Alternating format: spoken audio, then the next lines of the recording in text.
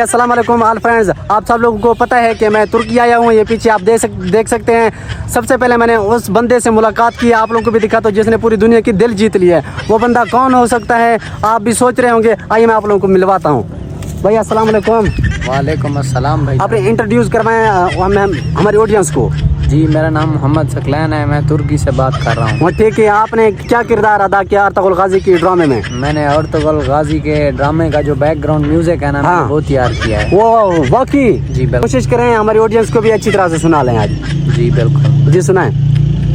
तामक तीती ताता तू तम तीती शाता डू कू तम लैजी लाला लू तामक तीती ताता ता शीता मलवैया यू ऊ ऊ ऊ। वाह वाह, यही है। जी बिल्कुल। हाँ, मजीद थोड़ी सी आगे भी।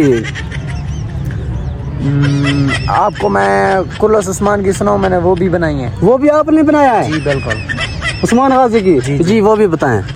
धूम सुनाएं। ताना धेना धेना ताना धूम धूम धूम ताना धे खतक मडुई धूम ताना धेना धेना धेना। यार आपकी किरदार तो हमारे पाकिस्तान के फतेह अली खान से मिलती है। जी बिल्कुल। बदो बदी